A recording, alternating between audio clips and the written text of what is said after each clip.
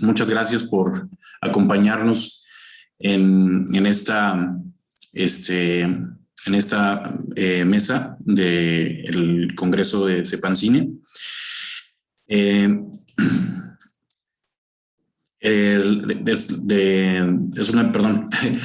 La mesa se titula Intertextualidad y modos de lectura. Me va a tocar hacer la moderación de la misma. Se trata de una mesa que reúne una muestra del trabajo que realizan los miembros del Seminario de Estudios Cinematográficos de la UAP y que son temas que se discuten normalmente en sus reuniones mensuales. Las ponencias que se proponen para este congreso en particular comparten un interés por las técnicas que se emplean en las obras analizadas para establecer, desde las posibilidades propias del discurso del cine, vínculos distintos con otros textos, con otros géneros o con otras artes. Voy a ir presentando a los autores que nos van a acompañar el día de hoy conforme vayan siendo su turno de participación. Y antes de presentar al primero de ellos, me gustaría solamente decirles que vamos a estar recibiendo desde el momento que ustedes así lo dispongan, sus preguntas y comentarios aquí en el chat. Al finalizar las presentaciones de los 4 ponentes, vamos a hacernos cargo de las preguntas que se encuentren ahí en ese espacio, y si nos quedara tiempo, pues abriríamos el micrófono en caso de que alguien quisiera hacer un comentario oralmente, ¿no? Bien, entonces, sin más, les presento al primero de nuestros ponentes. Se trata del doctor Andrea Coghi, que nos va a presentar la ponencia The Man Who Wasn't There, de los hermanos Cohen, la lectura del noir clásico. Andrea es licenciado y maestro en lenguas y literatura con título postuniversitario en enseñanza del español por la Universidad Estatal de Milán. En México es docente de italiano, de inglés, de literaturas anglófonas y de cine y de literatura. Desde el año 2002 labora en el TEC de Monterrey y en la Universidad de las Américas Puebla. Es doctor en Ciencias del Lenguaje en la UAP y se ocupa de teoría literaria aplicada al aprendizaje, al análisis literario, la transposición entre cine y literatura y tecnologías para la educación. El micrófono es tuyo, Andrea. Sí, muchas gracias a todos. Espero que me escuchen bien. Y gracias al doctor Miguel, gracias al Cepancine al que pertenezco y a la invitación del SEC y del Cepancine para esta ponencia The Man Who Wasn't There, de los hermanos Cohen, la relectura del noir clásico. Sin más preámbulos, paso a compartir la presentación y luego habrá un brevísimo tráiler de la película misma para contextualizar lo que voy a decir del género y de la pertenencia de la obra en el género.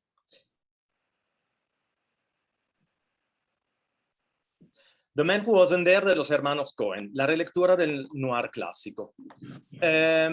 Lo primero que cabe rescatar en esta presentación es el hecho de que por amor a la película y al género en general, me he puesto a investigar y he encontrado una persona que nombraré muchas veces durante la ponencia, un investigador neoyorquino, Marty Conard, que ha escrito 3 libros fundamentales que voy a citar muchas veces, que cubren muchísimo de lo que se puede decir del género, de la evolución del género y de la pertenencia de The Man Who Wasn't There al interior del género.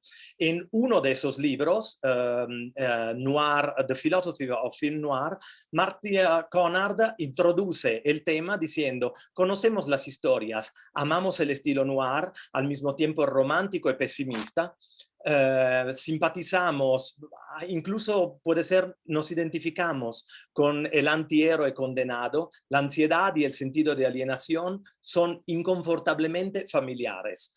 todo es verdadero. Pero, ¿qué tiene que ver esto con la filosofía? Bueno, observaremos cómo el género y la película en general se dejan interpretar mucho como elementos de la filosofía y se dejan para expansiones que voy solo a iniciar. Les invito a que consulten estos 3 libros o incluso consideren investigaciones sobre este tema fascinante que es el noir, sus evoluciones y la manera de reinterpretarlo de los hermanos Coen. Comento que el género noir, el concepto de género noir, nace a través de los cineastas franceses que observaban como una parte de la producción norteamericana de los años parcialmente de los años 30, en particular en literatura, pero a nivel fílmico, en particular en los años 40 y 50, rompía con el clásico optimismo que se le reconocía al tiempo de la Ilustración y al 800 norteamericano, en particular identificado con las figuras del trascendentalismo de Emerson o la versión naturista y más apegada a la fascinación por la naturaleza de David Thoreau. Sin embargo, cabe rescatar que siempre la tradición filosófica literaria de los Estados Unidos incluye también una segunda cara, una otra cara de la medalla. Siempre ha existido un gótico norteamericano, una perspectiva menos optimista de los Estados Unidos en las obras profundísimamente reflexivas de Melville, de su amigo Hawthorne. Y también el gótico del que se ha ocupado Hawthorne y, cómo no citar, el gran maestro de la narrativa gótica estadounidense, Edgar Allan Poe. Entonces, ya existía una otra cara de la medalla optimista de Estados Unidos. El noir se clava en esta cara, la alternativa al optimismo general. Hablemos del clásico noir. El clásico noir de Estados Unidos se tiende a identificar, tiene a ser identificado por los críticos, repito, por primera vez los franceses identificaron este género después del periodo en cuestión. Se deja identificar el género con la producción fílmica que va del 41 al 58, usando como márgenes del género una primera película, una obra maestra, El Falcón Maltés, de John Huston con Humphrey Bogart, y el final del periodo del noir clásico con Touch of Evil de y con Orson Welles. Aunque Orson Welles no es el protagonista absoluto, pero tiene un papel muy significativo en el género. Rasgos básicos, algunos de los rasgos básicos del filme noir se pueden encontrar tomando como ejemplo The Postman Always Rings Twice, El cartero llama siempre 2 veces, película del 46, sacada de una novela, o sea, transposición de una novela de Kane. Y en esta película, por ejemplo, podemos ver algunos rasgos que son la sensación de una típica narración negra, la trama que cuenta con un importante papel de la femme fatale, de la mujer terrible, que lleva el hombre a la perdición, al crimen o a situaciones peligrosas. Los esquemas del protagonista, del cartero siempre llama 2 veces, son maquinosas planeaciones para liberarse del marido de la mujer. Sin embargo, lo más importante es que lo desvían de una conducta moral inicialmente recta y correcta. Una presencia de flashback constantes o la entera narración en forma de flashback, una voz noir seria y con tonos existencialistas de arrepentimiento y reconsideración de lo que hizo y lo ha llevado a la caída, en la voz de Frank en este caso. Sensación de desorientación y pesimismo constante. Toda esta atmósfera, me permito de hacer un paso atrás en la misma presentación que al final le voy a compartir, está también toda esta atmósfera de sospecha, de negatividad, está presente también en Estados Unidos gracias al hecho de que buena parte de la industria de Hollywood de los años 40 y 50 está completamente poblada por los judíos, en particular en la escritura del guión y en la producción, y muchos de estos judíos escaparon al último momento del incipiente holocausto y de la guerra que imperversaba en Europa. Y la idea de persecución se mantiene con ellos durante todo este tiempo. En la película The Spiral Staircase, uno de los protagonistas dice, no confíes en nadie. Esta es la atmósfera que vivieron muchos de las personas que están detrás de esas películas y las reflejan en la película misma. Conrad cita también, bueno, Porfirio en la introducción de Conrad, el libro que acabo de citar, La filosofía del noir, cita como el hecho de cómo la misma aire de sospecha puede estar al origen, después de la tragedia del 9/11, del neo-noir que analizaremos a la brevedad. Bueno, entonces podemos decir el noir es un género. Sin embargo, existen voces contrastantes sobre esto. Conrad registra inicialmente una respuesta afirmativa en la visión de Foster Hirsch, que dice que está unificado el género por un tono dominante y una sensibilidad dominante. El canon noir constituye un estilo distintivo de la producción fílmica, pero también conforma una serie de requerimientos del género en el momento en que opera en el interior de una narrativa, de una serie de convenciones visuales y narrativas. También citando James D'Amico, que afirma que existe un patrón narrativo, Conrad afirma, existe un patrón narrativo que D'Amico describe como la típica trama noir. El personaje principal es atraído hacia la violencia y a menudo su autodestrucción por una mujer fatal. Entonces, tanta claridad sobre el género presuponen que cuando vemos una película noir reconocemos inmediatamente todos estos clichés. Y así no es, porque existen, por ejemplo, cito a título de ejemplo, se podría decir mucho más, 3 noir que demuestran que la ruptura con el género mismo es muy frecuente dentro de las películas que pertenecen al género. Tanto en la época clásica, observemos Double Indemnity, un noir muy clásico de 1944, que no contiene un cuento en primera persona y no es un flashback. Cabe rescatar, esta también es una adaptación de una novela de James M. Cain. Y The Big Sleep, con Humphrey Bogart y Laurent Bacall, en la que el protagonista logra con su astucia vencer a los criminales y no dejar que la femme fatal sea fatal para su vida. Al contrario, él funciona como una figura de rescate de la mujer misma, la quiere salvar y le dice al final, en el momento en que ella está a punto de ser atrapada por la policía y él le ofrece su protección, le dice, "What's wrong with you?" ¿Qué hay de malo contigo? Y ella, confiando en su protección, dice, "Nothing you can fix", nada que tú no puedas arreglar. Y estas son las últimas frases de la película que merecían ser citadas por su intensidad. También una post-noir o un noir post-clásico muy significativo, repleto de clichés, de trópicos del género. Chinatown de Roman Polanski de 1974 tiene una figura de femme fatale que al final es más víctima directa que artífice de la caída del protagonista. Entonces, levantando la polémica sobre ¿es un género o no es un género?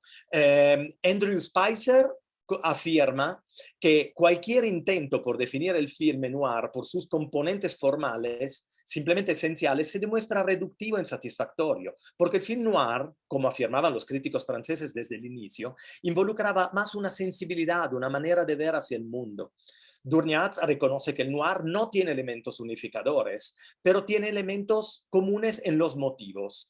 Polemiza de una manera muy acertada, opino, con ellos Paul Schrader, que niega la aplicabilidad del concepto de género, pero contrasta con Durniat y regresa a los conceptos de Spicer y los profundiza. Es más que los motivos detrás de los protagonistas, el mood, el cinismo, el pesimismo, la oscuridad, las técnicas que enfatizaban el sentido de pérdida, de nostalgia, de falta de prioridades. Esta inseguridad son los que crean los verdaderos y profundos clichés del noir. Conrad, profundizando hasta el exceso, podría decir polémicamente, la definición de lo que es noir, observa cómo el noir tiene que ver, se transforma en un género en el momento que se liga con la visión de Nietzsche de la muerte de Dios. Sin llegar a estas profundizaciones, podemos aquí, dentro de estos 20 minutos, simplificar que el noir es un género caracterizado por un estilo fluido, con tantos elementos básicos, que se puede permitir involucrar algunos elementos y rechazar otros, manteniendo firme la barra de estos tres elementos: el peligro y la violencia y las consecuencias de la violencia, la ruptura con valores morales, no la ausencia, sino una consciente ruptura, y un sentido general de pesimismo e inseguridad. En esta línea se mueve también el neo-noir, aunque las palabras son muchas: neo-noir, noir postclásico, noir revitalized, etc.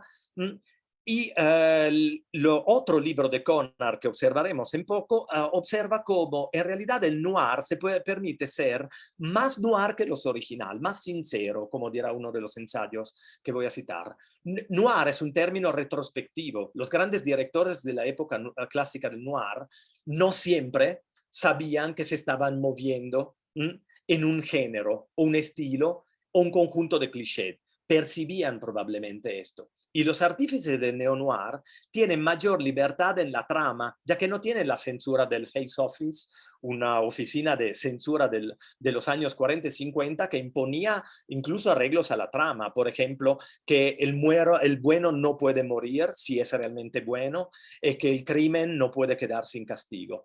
Los artífices del neo-noir tienen un nivel de libertad que ellos no tenían.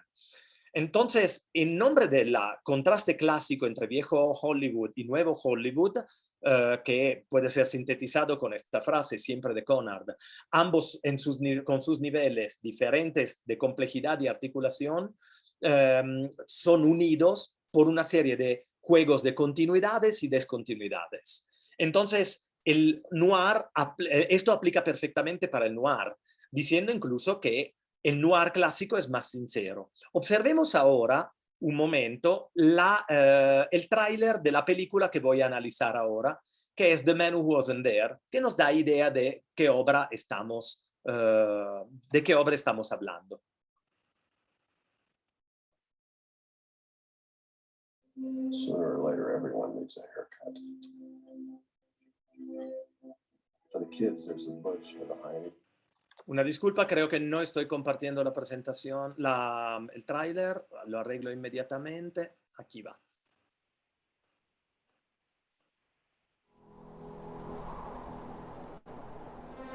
Sooner or later, everyone needs a haircut. For the kids, there's the butch or the hiney, the flat top, the ivy, the junior contour, and occasionally the executive contour. Me, I don't talk much. I just cut the hair. You say he was being blackmailed. By who? You don't know. For having an affair. With who? You don't know. Did anyone else know about it? Probably not. You don't know. You want to test something, you know, scientifically. How the planets go around the sun, why the water comes out of the tap. You got to look at it. But sometimes you look at it. Your looking changes it. Life has dealt me some bum cards, or maybe I just haven't played them right. I don't know. Life is just so damn wonderful, you almost won't believe it. They put their pants on one leg at a time, just like you and me. You keep your mouth shut. I'm an attorney. You're a barber. You don't know anything. I'm not proud of what I did, but you, what kind of man are you? Science, perception. Reality, doubt. Reasonable doubt. I'm saying sometimes the more you look, the less you really know.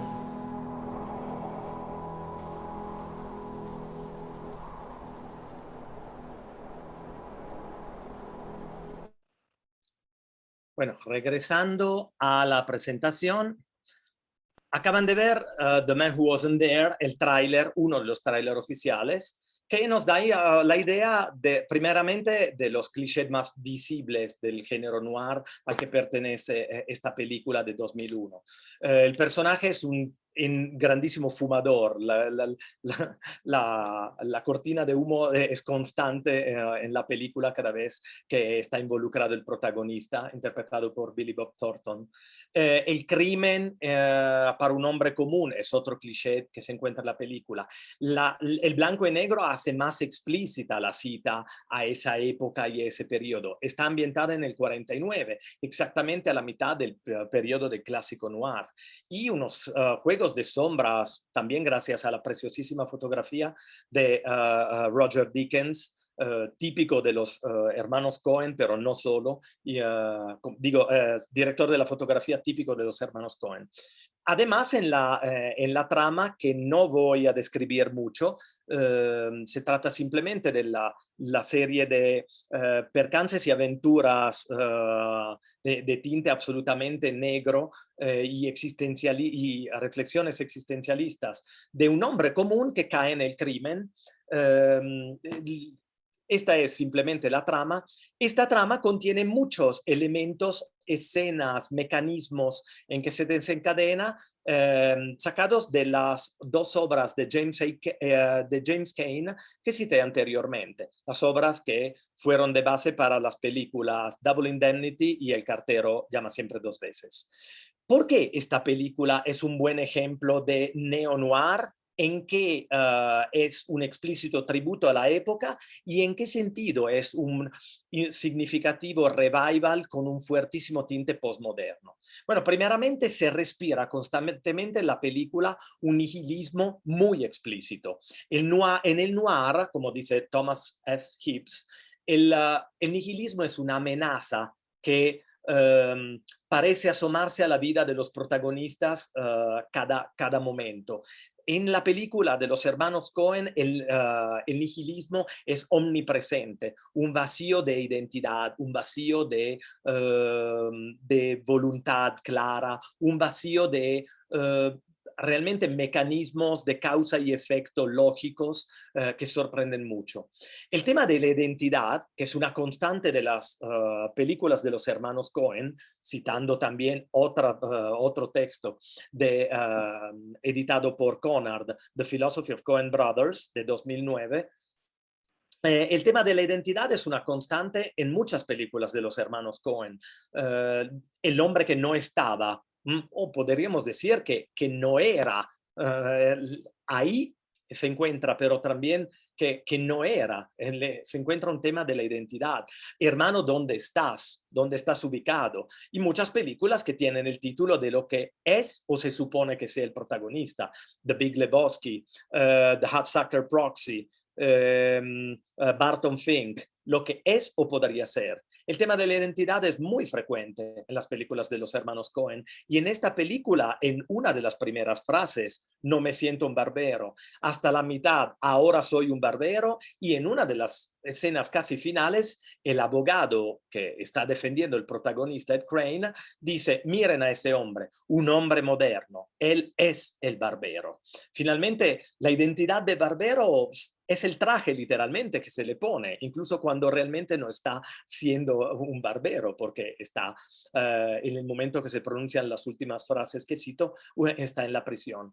Me permití, después de tantas deducciones de Conard, encontrar también algo yo por mi cuenta, por ejemplo, la significativa falta de identidad de la esposa del protagonista, que mientras están yendo la pareja a una fiesta y a una boda de italianos, ella, siendo de origen italiano, dice, I hate wops. Odio a los italianos, término despectivo para los italianos. Y después, cuando él no dice nada, dice, ¿estás diciendo algo? No, no dije nada. No, es que no me entiendes, porque tú no tuviste que crecer con ellos. O sea, los odio conociéndolos. Los odio porque soy uno de ellos. En cierto sentido se podría decir. Aquí el puente entre identidad y nihilismo es fuertísimo. En el ensayo What Kind of Man Are You? En el texto de The Philosophy of Coen Brothers, Richard Gowan observa cuántos paralelismos hay entre el nihilismo del protagonista Ed Crane y el nihilismo de algunas obras de Camus, y ahí estamos en pleno nihilismo y existencialismo. En el mito de Sísifus, Camus dice que la conciencia surge de la identificación individual del hecho de que la mente y el mundo están fuera de síncrono, out of sync, y lo absurdo es el divorcio entre la mente que desea y el mundo que decepciona. Este tipo de decepción es la que vive Ed Crane, y faltando de motivos hacia el final de la película dice: no me arrepiento de nada, solía hacerlo, solía arrepentirme de ser un barbero, me arrepentía de mi propia identidad. Muy parecido, según Goran, que al Meursault, el extranjero de Camus, que al final del libro dice: me abría la indiferencia gentil del mundo, me abandono a la nulidad.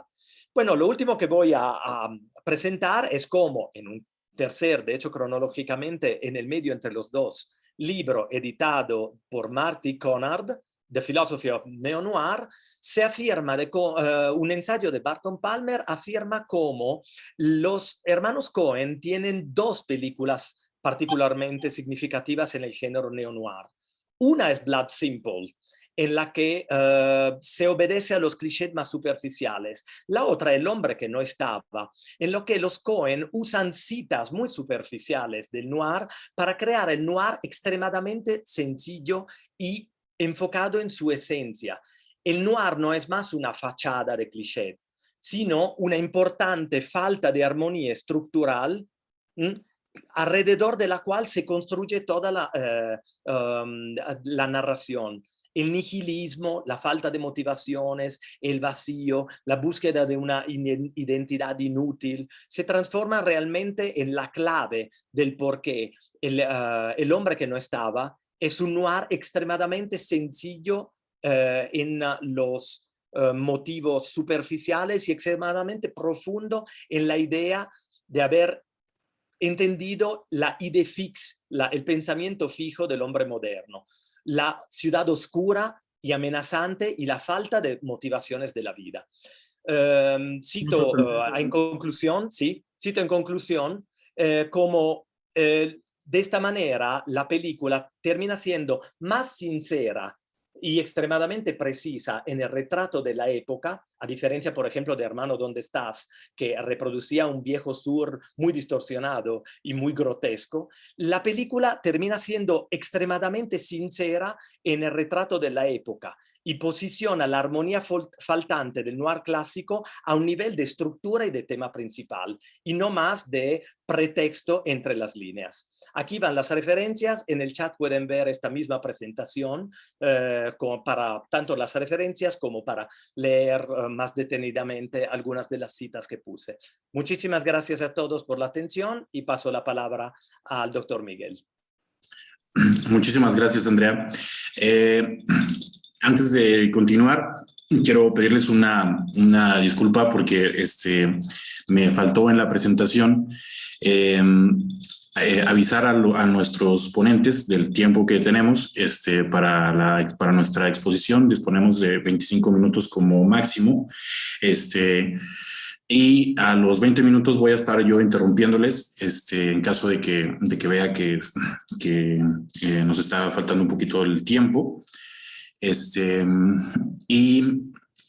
sin más, pasamos a la siguiente participación que me corresponde a mí. Es un momento un poquito incómodo porque me toca presentarme a mí mismo y eso es algo extraño, pero bueno, les platico rápidamente. Voy a presentarles una ponencia. Déjame compartir de una vez mi pantalla.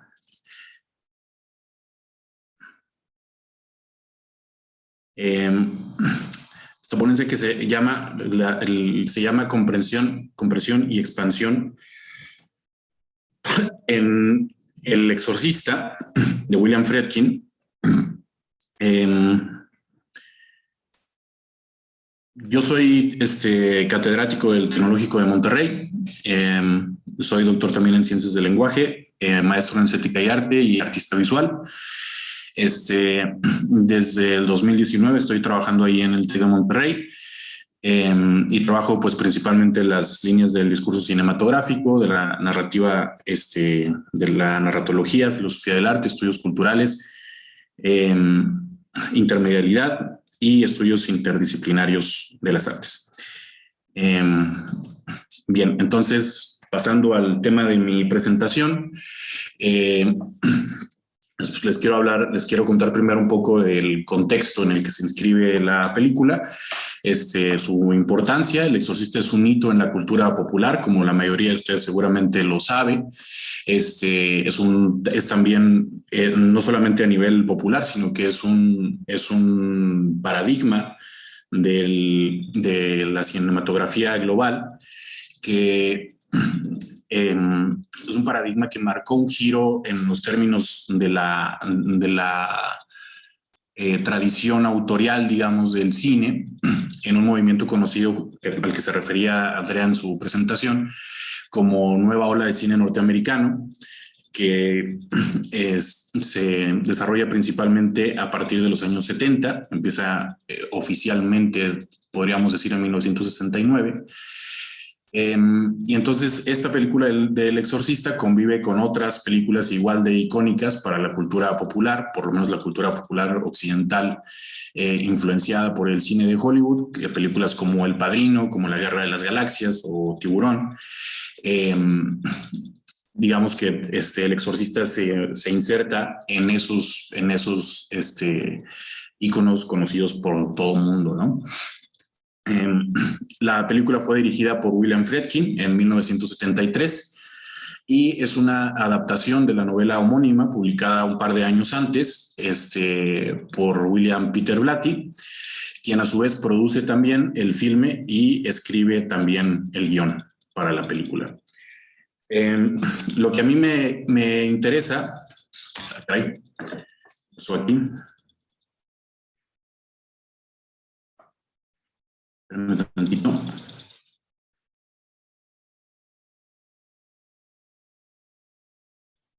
Porque me equivoqué de presentación. Esta es una versión anterior. Den un momentito, por favor.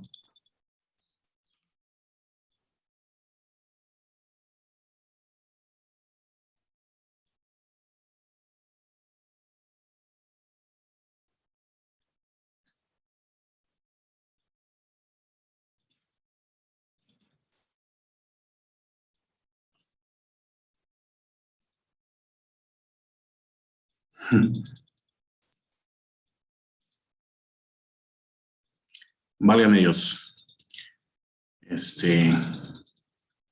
No sé por qué no tengo esa versión. ¿Qué demonios pasó?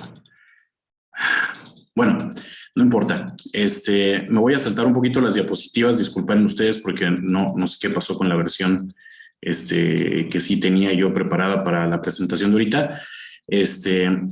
Voy a dejarla por lo pronto acá y ahorita me paso para la otra.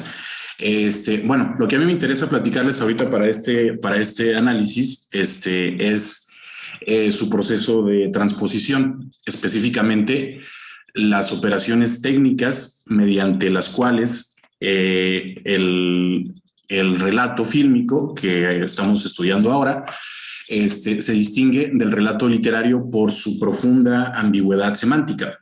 La parte que vieron ustedes ahí que presenté por error es una parte de la presentación que yo tenía contemplado ampliar mi presentación de ahorita, pero decidí mejor quitarla por cuestiones de tiempo.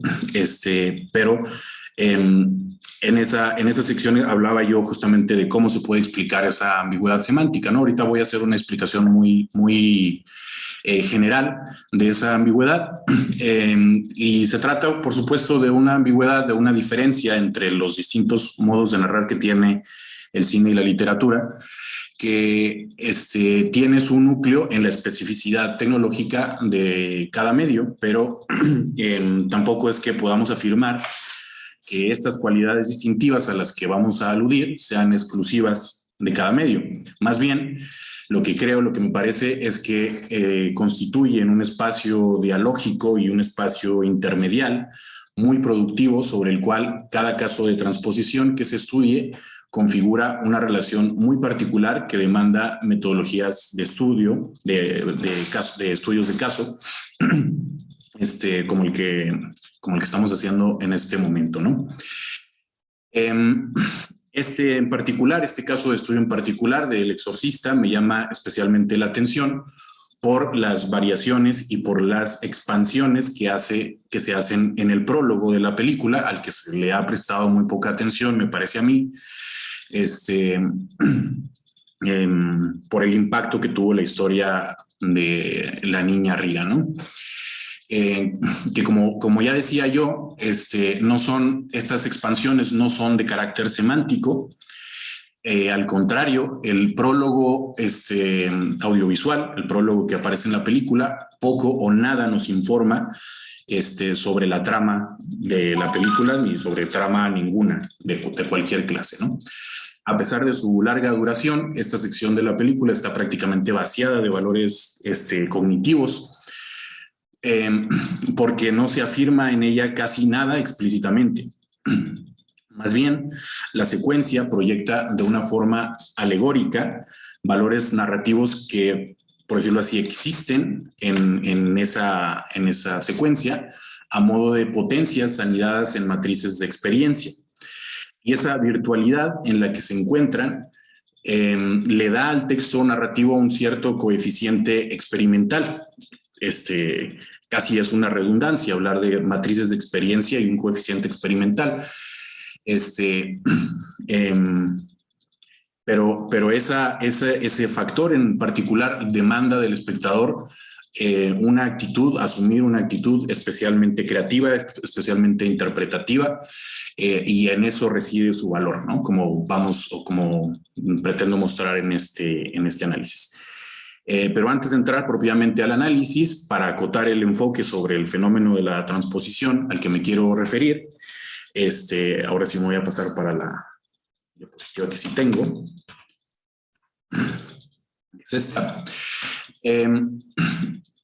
Voy a recuperar muy brevemente los conceptos de compresión y expansión que proponen Raquel Gutiérrez Estupiñán y Alan Vallejo, que nos acompañan aquí, a partir de la multiplicidad de mecanismos de transposición que desarrolla José Luis Sánchez Noriega. Y más bien, más que repetir esta teoría, me gustaría remitir a los textos de mis colegas, los textos de Sánchez Noriega, también para profundizar en los temas de la transposición. Aquí solamente voy a hacer una recuperación muy rápida de lo que proponen, para agarrarme de ahí y aplicar esos conceptos al análisis del prólogo del Exorcista, ¿no? Entonces, la transposición, según Sánchez Noriega, sería la operación general mediante la cual la información narrativa que contiene un relato se suprime, se traslada, se transforma, se desplaza, se condensa o se añade en su paso de un medio a otro. Típicamente este paso se realiza de la literatura hacia el cine, como es también en el caso de nuestro análisis. Y como resultado de todos estos procesos, que son procesos muy complejos, que son procesos muy disímiles, muy también difíciles de aprender en la imaginación incluso, podríamos decir, siguiendo ahora a nuestros colegas, Raquel Gutiérrez y Alan Vallejo, que la información narrativa de la película, para resumir todo esto, o bien se condensa o bien se expande en relación con la información mediante la cual se comunica el primer relato, que en este caso sería el relato literario, ¿no? Entonces, básicamente de lo que estamos hablando en la transposición es de la manera en la que la información narrativa se hace más grande, se expande o se reduce en función o en relación con el texto primero que le sirve de base, ¿no? Entonces, nuestros colegas Raquel Gutiérrez y Alan Vallejo, que son los dos miembros del Seminario de Estudios Cinematográficos que estamos representando en esta mesa, ellos analizan con estos dos conceptos de compresión y expansión la película de Expiación de Joe Wright, así como la novela en la que esta película de Expiación está basada. Y una de las cosas que concluyen ellos y que a mí me llamó especialmente la atención y lo cito ahí como está en la diapositiva, es que compresión y expansión serían dos recursos dependientes entre sí, porque parece ser que no puede haber expansión a menos de que exista primeramente un proceso de compresión. Esta idea encuentra una afirmación, me parece a mí, muy curiosa en el caso específico del prólogo del Exorcista, como voy a tratar de mostrar a continuación. Como es sabido, la historia central, tanto de la película como de la novela, gira en torno a la posesión demoníaca de la niña Regan McNeil, protagonizada por Linda Blair, que vive con su madre, Chris McNeil, y con sus empleados domésticos en la ciudad de Georgetown, en Washington. Entonces, después de agotar las alternativas que tiene su madre, las alternativas de la medicina y de la psiquiatría modernas, ella va a pedir, finalmente que accede a pedir ayuda a la Iglesia Católica, ¿no? Entonces, como es bastante conocida la trama de la película. Entonces, los sacerdotes Lancaster Merrin y Damien Carras van a tratar de expulsar al demonio del alma de Regan mediante el ritual del exorcismo, ¿no? Entonces, como es lo habitual en los procesos transpositivos, la trama que acabamos de reseñar va a sufrir una importante compresión en la película en comparación con lo que sucede con el libro, porque este último, sobre todo, lo que se comprime es que el libro abunda muchísimo en meditaciones de carácter místico, metafísico, sobre la fe, sobre la muerte, sobre el silencio de Dios, tanto a partir de los monólogos que expresa el narrador como a partir de diálogos entre personajes, especialmente el personaje del detective Kinderman, que tiene un lugar muy protagónico, en realidad es el protagonista de la novela, y que en contraste, ustedes recordarán, el tratamiento que le da William Friedkin al material narrativo de la película se deshace de todas estas reflexiones y va a dejar al detective Kinderman en un lugar marginal, porque lo que el director estaba buscando, lo que le interesaba, era privilegiar la crudeza y la linealidad de la historia para ser contada desde el enfoque del realismo documental, en el que el artista se formó como cineasta, ¿no? Friedkin se formó en la práctica del documental. Sin embargo, esta tendencia que acabamos de describir hacia la compresión, en este caso hacia la reducción casi absoluta de misticismo y simbología que caracteriza al texto literario, solamente se aplica en la historia central de la posición de Regan McNeil. Como ustedes recordarán también, tanto en la novela como en la película se presenta un prólogo, que es lo que me interesa a mí, que muestra al padre Merrin antes de su encuentro con Regan y su madre en una excavación arqueológica en la zona de Nínive, al norte de Irak. El concepto artístico de transposición que opera en esta secuencia del prólogo es extraordinariamente inverso al que acabamos de describir. En la novela, el prólogo no ocupa más de 5 páginas del libro en su totalidad y representa un 1.3% de la novela aproximadamente. Mientras que en la versión fílmica, la secuencia de Irak tiene una duración de 10 minutos de los 122 que dura la película en su totalidad, es decir, un 8.2% aproximadamente. Entonces, ya solamente en términos de cantidad es evidente que en la transposición del prólogo ocurre una expansión muy significativa en comparación con la novela, ¿no? Entonces, podríamos desde ahí, desde ese momento, ya validar la conclusión de nuestros compañeros del Seminario de Estudios Cinematográficos, que estás todavía ahí citada en la diapositiva. Puesto que para que fuera posible la expansión del prólogo, que es una secuencia muy autónoma en el relato, se tuvo que haber comprimido antes la historia central de la posesión de Regan.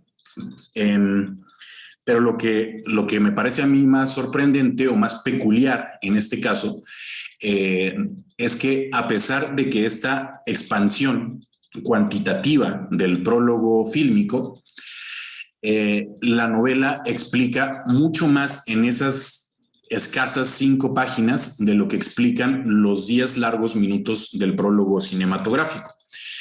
En otras palabras, podría pensarse que esa aparente expansión que ocurre en principio en términos cuantitativos fuera puro avalorio, ¿no? Puro adorno.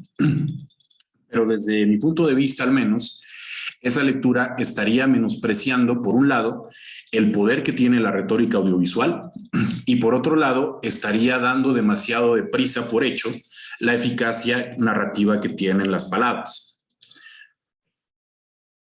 Y lo que me queda de tiempo, les voy a presentar algunos ejemplos que me parecen a mí pertinentes para explicar esta hipótesis. Hemos dicho que el prólogo de la película es mucho más extenso que el prólogo de la novela, pero todo lo que la película le añade se encuentra en un estado de indeterminación muy profundo. Es decir, la secuencia se codifica casi exclusivamente mediante información puramente audiovisual, sin un contenido semántico manifestado explícitamente, quiero decir. De hecho, todas las explicaciones que ofrece el prólogo de la novela se eliminan por completo en la película. Quizás la evidencia más significativa de este hecho es que en los 10 minutos que dura el prólogo de la película hay apenas 12 líneas de diálogo y además todas ellas pronunciadas en árabe, por lo cual lo más probable es que tengamos que recurrir a los subtítulos o bien aceptar que es lo que me parece a mí que es esta estrategia más bien, aceptar la tácita invitación a prescindir de la lengua para acercarnos al relato. Pero incluso aunque recurriéramos a los subtítulos o aunque habláramos árabe, lo que dicen esas líneas solamente son gestos, solamente son fragmentos de las proposiciones que no explican absolutamente nada. Y aún así me sigue pareciendo que la expansión de la transposición del prólogo es mucho más que una cuestión de cantidad o de duración. Como dice la doctora Raquel aquí con nosotros, la transposición es una operación artística mucho más compleja que quitar aquí y poner allá, ¿no? Que es justamente el punto de partida desde donde voy a tratar de explicar esta idea, ¿no? Por ejemplo, en el prólogo, ahí mismo ya en la novela se nos revela que el nombre del demonio que posee a Regan y que atormenta también a su madre es Azuzu. Es una deidad de la civilización asiria que personifica el viento del suroeste y cuyo dominio, de acuerdo con el narrador de la novela, que es el fragmento que les estoy seleccionando ahí en la diapositiva, es la enfermedad. Todos estos datos tienen como, lo pueden ver ustedes, un valor cognitivo importante para la comprensión de la trama. Y de ninguno de estos datos tenemos ninguna noticia en la película. En cambio, lo que sí tenemos en la pantalla es la visión de una escultura del demonio, es decir, una imagen que es mucho más informativa que las pocas palabras que utiliza la novela para describir los rasgos físicos de su representación. Algo que por supuesto se explica por la naturaleza de los recursos que tiene cada medio, como ya decíamos hace rato,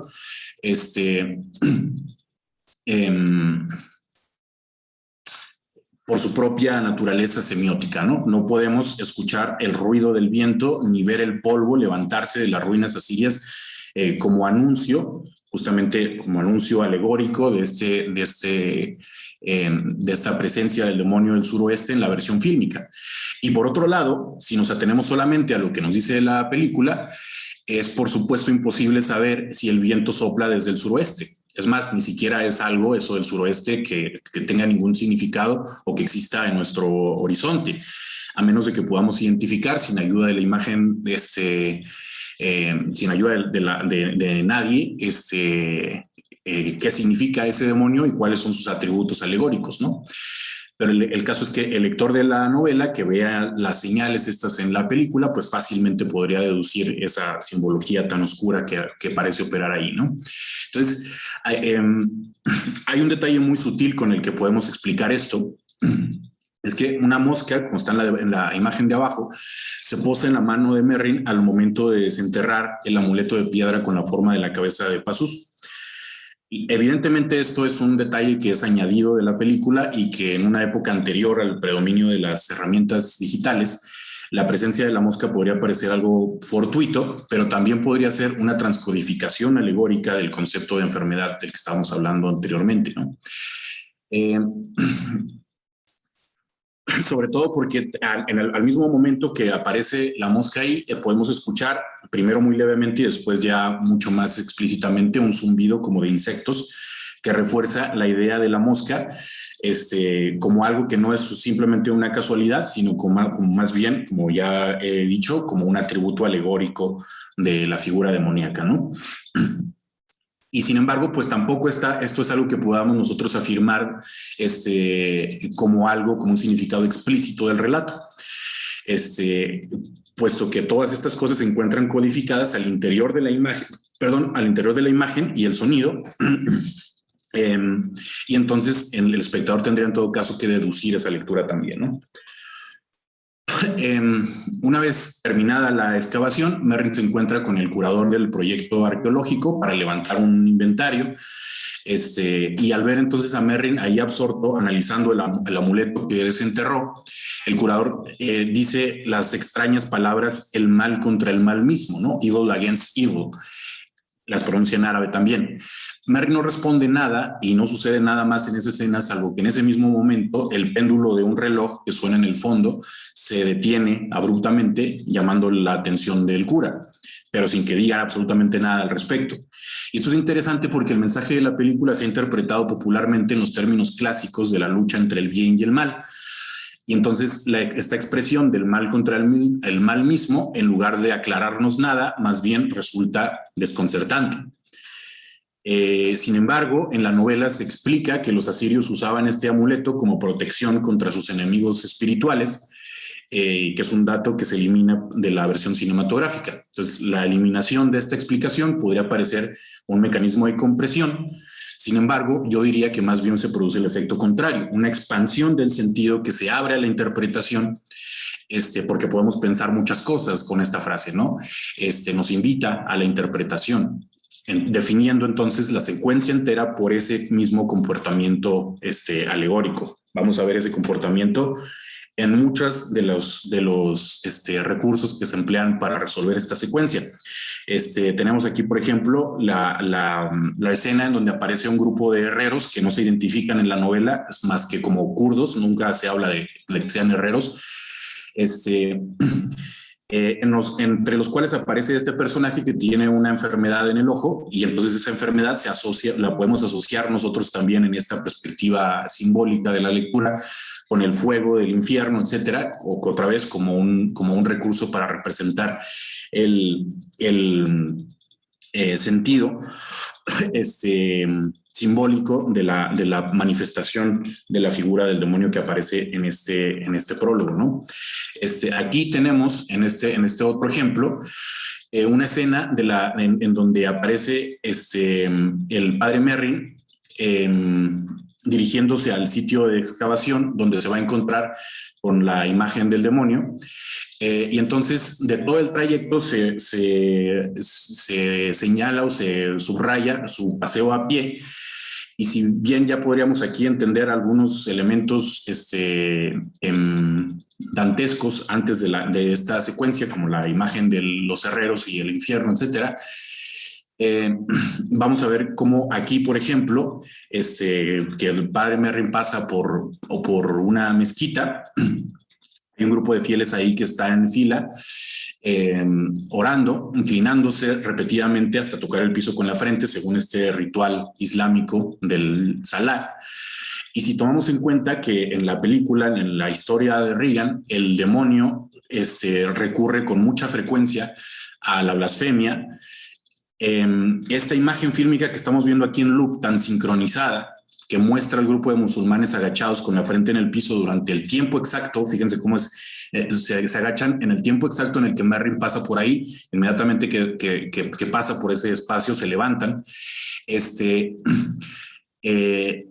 pensar entonces que Merry pasa por detrás de ellos no parece ser una mera coincidencia, porque el simbolismo de ese acto tan solemne, al mismo tiempo podríamos estarlo interpretando con la misma clave como una especie de presagio del demonio, como una especie de recibimiento escatológico que es muy típico también de las representaciones de los demonios, ¿no? Y a ver, ya para terminar, un poco más adelante, el sacerdote camina por una calle muy angosta en la que se encuentra con un par de mujeres ahí vestidas de negro, que no le dice nada tampoco, pero la actitud de Merrin y la mirada desconfiada de una de ellas crean una especial tensión en el ambiente.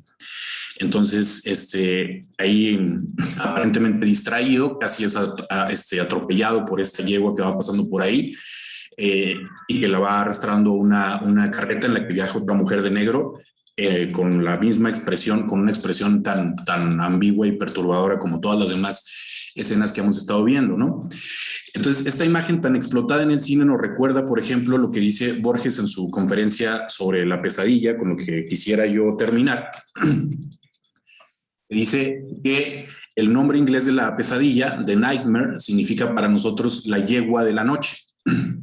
Dice Borges, Shakespeare entendió esta palabra de esta manera, ¿no? Dice, o hay un verbo suyo que dice, I met the nightmare. Pero según los etimólogos, la raíz es distinta. La raíz sería nitmare o nitmaere, el demonio de la noche, lo cual haría juego o sería una traducción, quizá, dice Borges, del efialtes griego o del incubus latino. Entonces, todas las interpretaciones que dimos aquí carecen por completo de marcas concluyentes. Esto que estoy diciendo, por ejemplo, de Borges, es algo que habría que leer a partir solamente de esta imagen de la yegua, ¿no? Entonces, carecen por completo estas imágenes de marcas concluyentes en la enunciación propia del texto fílmico y nos obliga a reconocer que ninguna de ellas es propiamente un significado de ese texto. Más bien, tendríamos que identificarlas con imágenes que surgen, o mejor dicho, que pueden surgir en la lectura.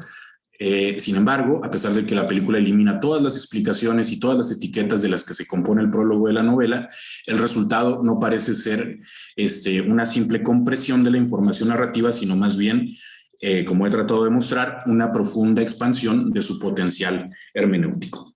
Muchas gracias.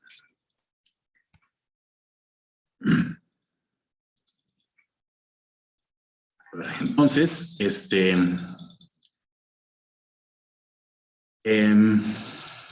vamos a dar paso a nuestra siguiente participación.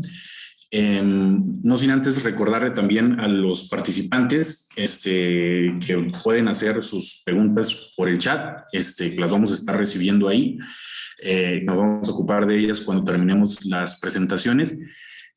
O bien alzar la mano para intervenir de manera oral y directa, ¿no? Dejo de compartir pantalla aquí y a continuación les voy a presentar a nuestra siguiente conferencista. Ella es la doctora Raquel Gutiérrez Estupiñán. Ella es doctora en Filología por la Universidad Nacional de Educación a Distancia en Madrid, España. Es profesora investigadora en el posgrado de Ciencias del Lenguaje en la UAP desde el año 2001. Es miembro del Sistema Nacional de Investigadores desde el año 2002. Es responsable de nuestro Seminario de Estudios Cinematográficos. Y ella trabaja las líneas de investigación del análisis del discurso, de la narratología en varios soportes y estudios de género. La doctora Raquel nos va a presentar una ponencia que se llama El tratamiento de los elementos intertextuales en No soy quien crees, en el proceso de transposición al filme. Por cuestiones de algunas dificultades técnicas, la doctora Raquel nos ha pedido que proyectemos una presentación pregrabada que nos hizo el favor de preparar, pero de todas maneras nos acompaña aquí y en el caso de que haya que continuar el diálogo de manera directa, ¿no? Entonces, me permito compartirles la presentación de la doctora Raquel. Tenemos aquí. Y escuchamos.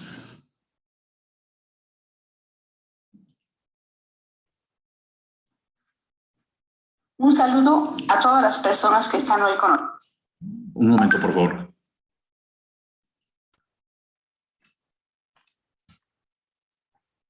Nosotros.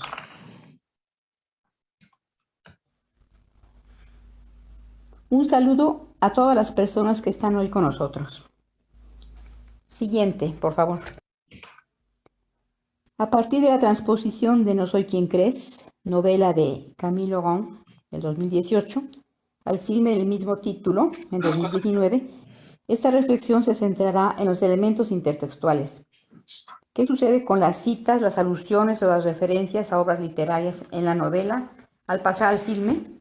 ¿Persiste la misma relevancia? ¿Se pierde? ¿Se condensa?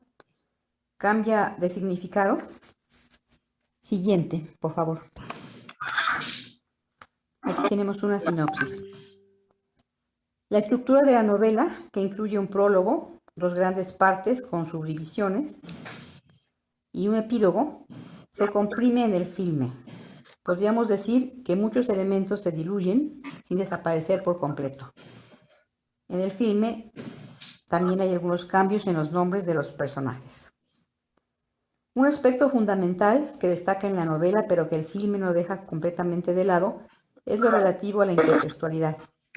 En su discurso, Claire se refiere profusamente a obras literarias, muchas veces en forma de alusiones, solo al alcance de quien posea las claves para localizarlas. Tengamos en cuenta que Claire Mickham es profesora universitaria e imparte la materia de literatura comparada. Los temas que expone ante sus estudiantes tienen una estructura y una estrecha relación emocional con lo que ella está viviendo en esos días. De manera que, lejos de constituir meras alusiones o citas, meros adornos, se entretejen en la diégesis. En efecto, cuando Claire expone el tema derivado de la obra de Tasso ante sus estudiantes, se encuentra en una encrucijada en su relación con Chris, pues ha empezado a preguntarse si realmente él la ama o sigue pensando en Clara Antunes, su alter ego joven. Siguiente, por favor. Para la novela podríamos mencionar casos de intertextualidad a primera vista pura, pero en el contexto de relaciones entre las artes, la cuestión no resulta tan sencilla. Detengámonos a examinar un par de casos. Cuando Claire decide averiguar si Chris prefiere a la mujer joven de la foto, Clara, o a ella, compara su situación con la de Rinaldo y Armida en el canto 16 de la Jerusalén liberada, obra de Torcuato Tasso de 1565. Siguiente, por favor.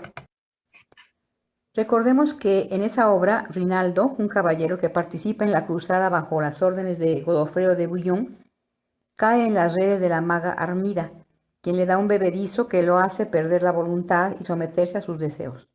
Los compañeros de armas de Rinaldo, en un momento en el que Armida está ausente, logran hacerle ver la molicie en la que ha caído, mostrándole su imagen reflejada en la superficie de su escudo. Él decide regresar a la lucha. Cuando le comunica su decisión a su amante, ella le confiesa que se ha servido de artes mágicas para retenerlo y le jura no volver a mentir. Pero el guerrero no puede perdonar el engaño, el deber es más fuerte y abandona a Armida a pesar de sus lágrimas. La presencia de este subtexto de Tasso va más allá de la cita e incide en la significancia de esta parte de la novela de Camille Laurent. Por una parte, traer a colación el texto de Tasso se narra en la novela que Claire escribe en el taller de creación que ha seguido en la clínica psiquiátrica y que entrega a su psiquiatra para su lectura. En una de las sesiones con él, Claire enlaza la leyenda de Rinaldo y Armida con su relato. Siguiente, por favor. Armida, segura del poder de su amor, se lanza a los pies de Rinaldo, le confiesa los hechizos a los que ha recurrido para retenerlo, jura que ya no echará mano de ellos.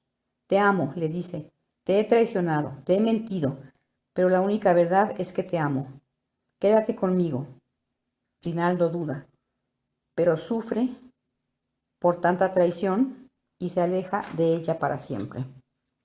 Los términos clave son confiesa y traición. Claire, igual que Armida, ha construido una serie de imágenes falsas para retener a su amante. Le presenta un espejo, una pantalla, en la que se refleja una realidad inexistente, virtual. dice Claire. Aquí es donde mi relato y la leyenda se unen. El haber recurrido al engaño la lleva a preguntarse si, como Rinaldo, su joven amante la abandonaría al conocer la verdad. Afirma Marie-Laure Ryan que la idea de lo virtual como opuesto a lo que es puede llamarse lo virtual como potencial, lo cual es el caso de la construcción de una identidad no real por parte de Claire. Lo virtual, la identidad creada, difiere de lo que es una mujer de 50 años que se presenta como una joven de veintitantos. Por otra parte, el tema ha sido retomado en otras artes. Armida, título original en francés, Armide, estrenada en 1686, es una ópera con un prólogo y 5 actos con música de Jean-Baptiste Lully y libreto en francés de Philippe Pinot, basada en el poema épico de Tasso. De hecho, la misma Claire cita unas líneas del dúo entre Armida y Rinaldo que la conmueven. Dice: estuve a punto de romper en llanto mientras lo escuchaba con mis estudiantes. Siguiente, por favor. El tema del amor, y de manera especial el momento de la separación de los amantes, ha sido tratado en la pintura. Podemos concluir entonces que no parece suficiente, a partir de los enfoques intermediales, limitar la presencia de un texto en otro solamente a lo verbal.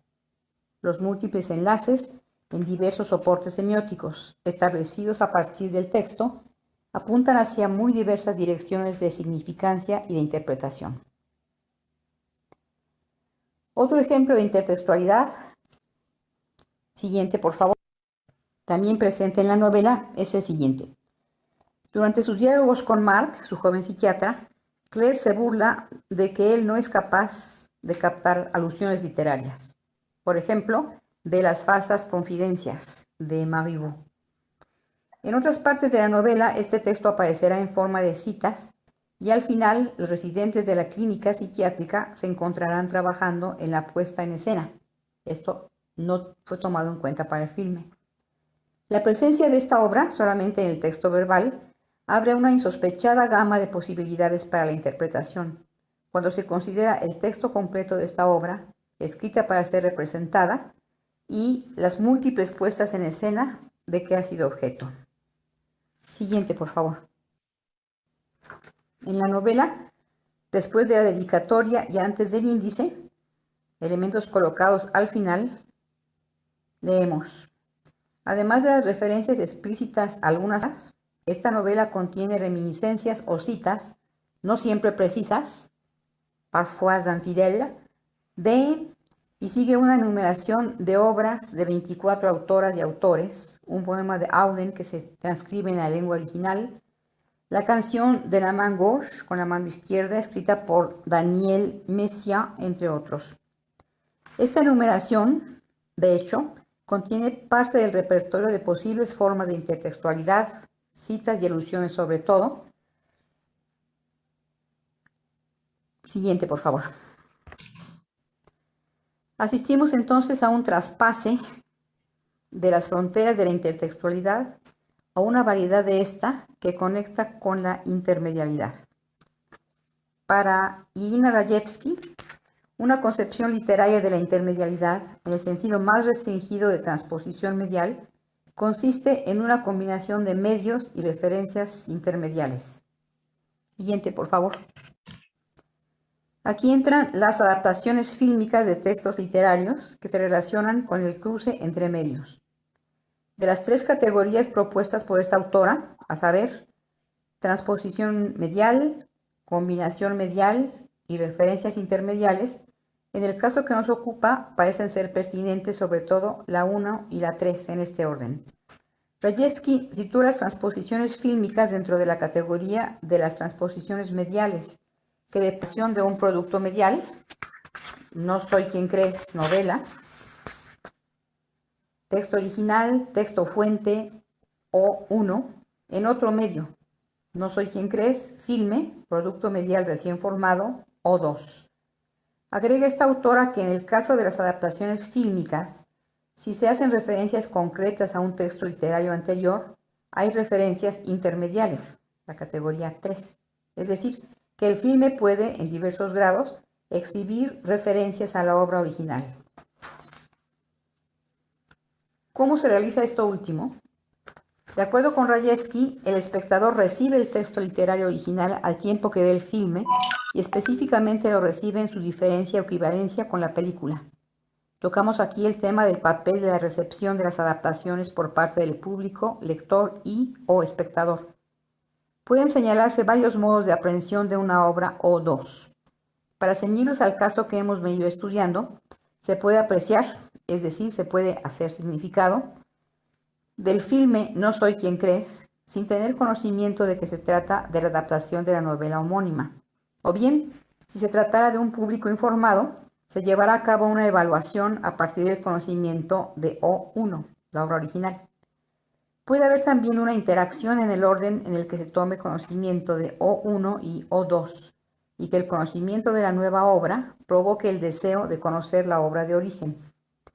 En el caso señalado por Rajewski de que la recepción del filme basado en un texto anterior se dé de acuerdo con un conocimiento previo, haber leído la novela, o a un trasfondo cultural, no haber leído la novela pero haber tenido acceso a reseñas, comentarios críticos o entrevistas con el director o los actores, por ejemplo.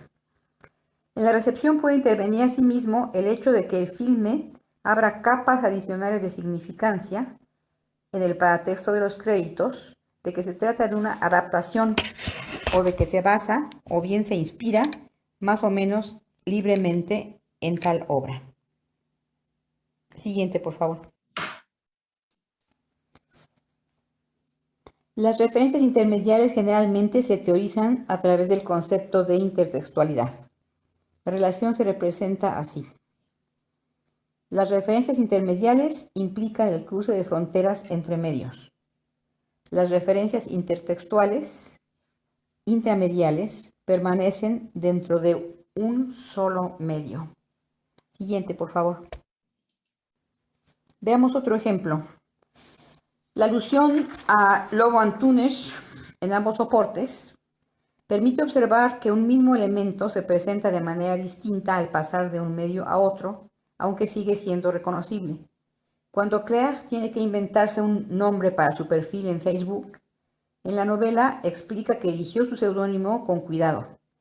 Quiso conservar Claire bajo la forma de Clara y Antunes, en la forma original Antunes, por ser un apellido extranjero de un escritor y que le permitiría ausentarse si fuera necesario.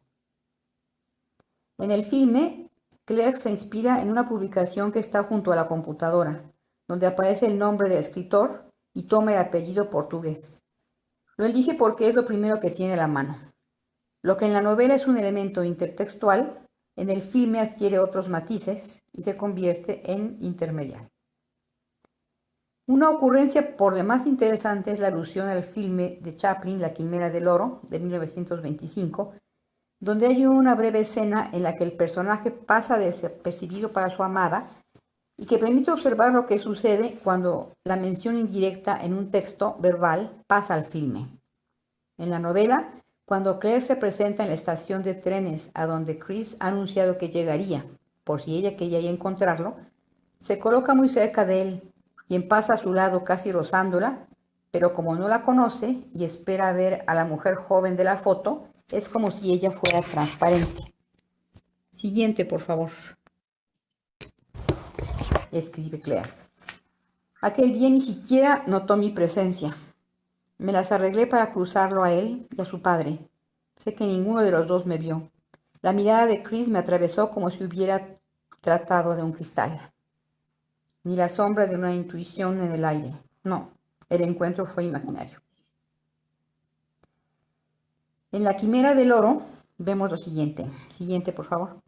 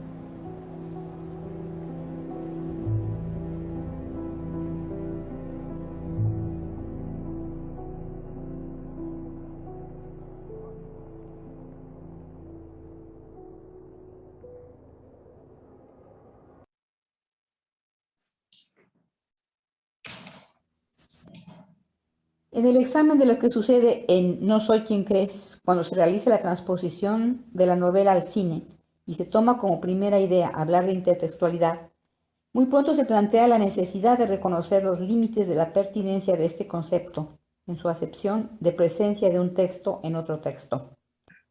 Una posible conclusión después del recorrido efectuado aquí es la conveniencia, para fines analíticos, de usar la noción de intertextualidad para referirse a los textos evocados con mayor o menor amplitud en el texto verbal. En la versión cinematográfica, los elementos que transitan adquieren características diferentes y se requiere recurrir a nociones que permiten tratar el fenómeno con mayor amplitud. Para ello, disponemos ya de cierto número de reflexiones teóricas, pero es un terreno en el que todavía hay mucho trabajo por hacer. Gracias.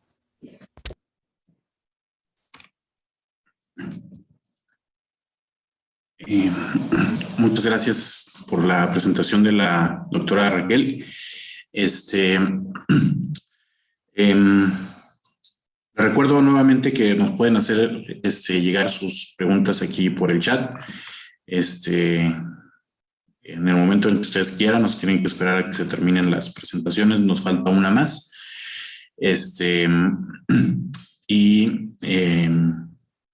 Lo presentamos adecuadamente. Nuestro colega restante es el doctor Jaime Villarreal, que es maestro en ciencias del lenguaje por la UAP y doctor en humanidades y literatura por la UAM Iztapalapa. Es profesor investigador del Instituto de Ciencias Sociales y Humanidades de la UAP y es miembro también del Sistema Nacional de Investigadores. Sus áreas de investigación son los estudios culturales, el discurso narrativo cinematográfico, la ensayística y la narrativa hispanoamericanas, además de artículos en México, Hungría, España, Chile y Brasil. Ha publicado Lectofilias, ensayos y notas críticas en la Universidad Autónoma de Nuevo León en el año del 2012 y Mariátegui, la experiencia estética revolucionaria en la UG en el 2016. Jaime nos va a presentar una ponencia que se titula Desautomatización y modos de lectura en Tempestad de Tatiana Hueso. Adelante, Jaime. Muchas gracias, Miguel. Y muchas gracias a quienes nos acompañan hoy. Muchas felicidades para el CEPANCINE por este 20º Congreso de Teoría y Análisis Cinematográfico, donde siempre nos es muy grato participar. Y bueno, voy a tratar de compartir pantalla con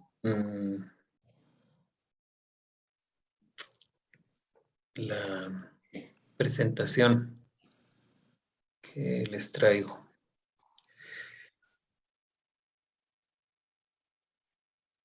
Muy bien.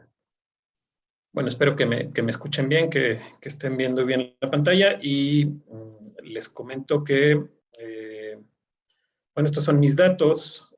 Yo trabajo en la UAP, como ya bien lo dijo Miguel. Aquí está mi correo electrónico. Aquí está el dato del Seminario de Estudios Cinematográficos al cual pertenecemos, con su página de internet, y también tiene en nuestro seminario una página de Facebook a la que pueden acceder.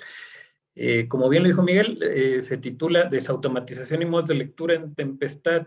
Este documental de 2016 de Tatiana Hueso, la presentación que hoy les traigo, y vamos a iniciar con una cita que nos habla sobre el problema de la memoria como conocimiento.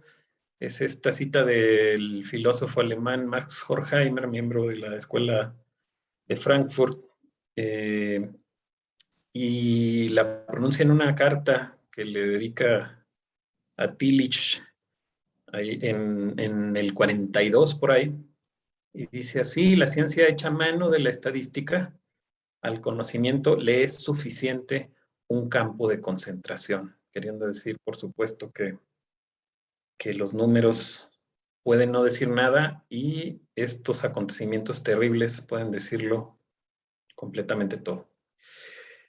Y bueno, vamos al asunto. En esta ponencia exploraré algunos de los discursos y procedimientos contrahegemónicos presentes en el relato y la producción del documental Tempestad de 2016 de la realizadora mexicana salvadoreña Tatiana Hueso. Recupero para tal fin la teoría de los modos, parte del enfoque semiopragmático del francés Roger Odan, que diferencia heurísticamente entre el modo de lectura ficcionalizante, por el que el lector-espectador se compromete a no interrogar al enunciador del texto cinematográfico o enunciador ficticio, y el modo documentalizante por el cual el espectador pone en cuestión la veracidad de los hechos narrados.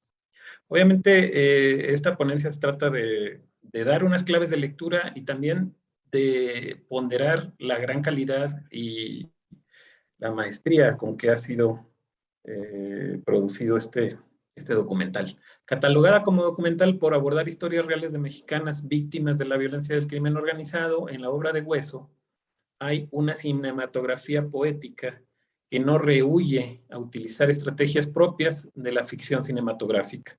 Estas estrategias que emancipan el trabajo de Hueso de la rigidez típica del documental, ceñido a pruebas y documentos, sirven también para desautomatizar, en términos del teórico ruso Víctor Shklovsky, uno de los formalistas rusos de principios del siglo XX, nuestra percepción de los hechos de violencia narrados comúnmente como información impersonal. Y bueno, este documental es la primera gran película, un largometraje documental de Tatiana Hueso, una realizadora joven que está presentando este año una película de ficción titulada Noche de Fuego, que bueno, parece que es también muy interesante.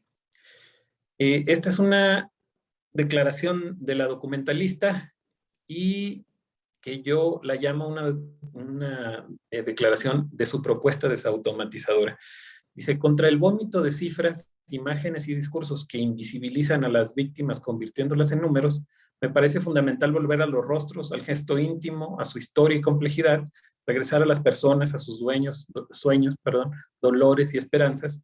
Quizá entonces desde ahí podamos regresar a la empatía, a la capacidad de conmovernos, dice Hueso. Y el objetivo de este trabajo, pues me interesa explorar los procedimientos por los cuales este documental representa a la vez un documento de denuncia de la violencia institucional imperante en México y un manifiesto de libertad creativa dentro del género del documental. En este sentido, en Tempestad opera un proceso de desautomatización de las convenciones del género fílmico documental y del manejo informativo de la violencia institucional imperante en el país. Aquí hago una notita sobre el concepto de desautomatización que viene de ese trabajo de Shklovsky. Él también lo llama extrañamiento o ruptura propia del arte de los hábitos perceptivos automatizados. Hay una ruptura con esa automatización en este documental. Las protagonistas y narradores son dos, ¿no? Son dos historias. La primera es Miriam Carvajal, ocupa como el 70% de la película. Es una empleada de la aduana en el aeropuerto de Cancún, madre de un hijo pequeño, Leo, fue detenida y arraigada en 2010. Todo ocurre en el periodo de Felipe Calderón.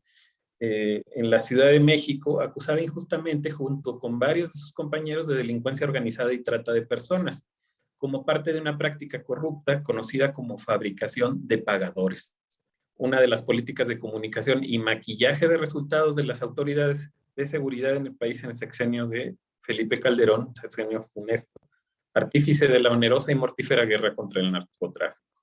Su relato ocupa alrededor de 2/3 partes del filme, poco más. Y Adela Alvarado es una mujer madura, parte de la tercera generación de una familia dedicada al circo. Unos 16 años sufrió el secuestro y desaparición, en la actualidad estoy hablando, sufrió el secuestro y desaparición de su hija Mónica Ramírez Alvarado, estudiante universitaria de psicología, al parecer a manos de un grupo del crimen organizado vinculado a la Policía Federal y dedicado a la trata y explotación sexual. Decisiones fundamentales en el documental Tempestad. Primero, propiciar que las protagonistas, víctimas de la violencia institucional, narren su propia historia. Hueso habla sobre cómo planeó las entrevistas para producir una estructura dramática contundente diferente de la estructura de su relato fílmico. Lo vamos a ver brevemente. Y otro punto es que en este sentido, dado que se trata de un documental narrado con dos voces no diegéticas, o voices over, o en off, el diseño de sonido es fundamental para procurar la eficacia de esa comunicación enriquecida sensorialmente con el fin de generar empatía con las protagonistas del documental. El testimonio siempre es muy importante en los documentales y aquí está tomado de una manera magistral. Y nos dice en una entrevista Hueso, dice justamente por cómo está contada la historia, siento que es una película que se nos va metiendo de a poco.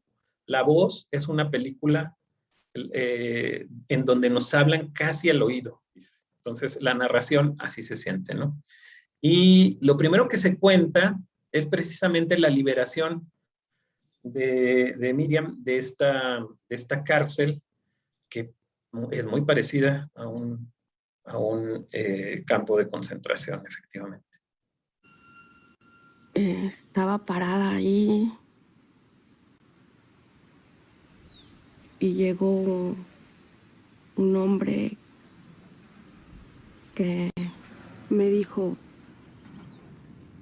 ¿usted es Miriam Carvajal Yescas? Sí. Le voy a leer esto. Bajo el artículo no sé cuál y no sé cuál, siendo el día 31 de agosto de 2010, por falta de elementos, Miriam Carvajal queda en absoluta libertad.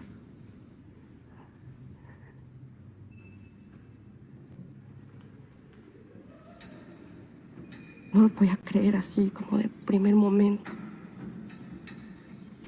No hay palabras para decir la emoción que se siente cuando te dicen que estás libre. Bueno, entre las decisiones fundamentales también se presenta, por supuesto, no mostrar el rostro de una de las protagonistas para comunicar la vulnerabilidad reinante y la sensación de que cualquiera podría sufrir la misma tragedia. Parte de esta eficacia comunicativa tiene que ver con esta omisión. Y además hay una omisión de imágenes ilustradoras directas de los dos casos de violencia sistémica y de las propias protagonistas en el acto de narrar sus historias. Nunca van a estar narrando sus historias. En principio, esta liberación, digamos, rompe la relación entre las imágenes y la banda sonora en casi toda la película y permite al espectador concentrarse en escuchar el relato, le deja lugar para construir los vínculos entre imagen y sonido y para imaginar las escenas más dramáticas en que se habrían encontrado las narradoras. En esta declaración de Hueso tenemos otra clave, ¿no? A nivel estético y a nivel formal, narrativo, invita al espectador a ser parte de la construcción de las imágenes, invita al espectador con su imaginario completar las imágenes y a imaginar muchas de las situaciones complicadas por las que los personajes pasaron. Continúo.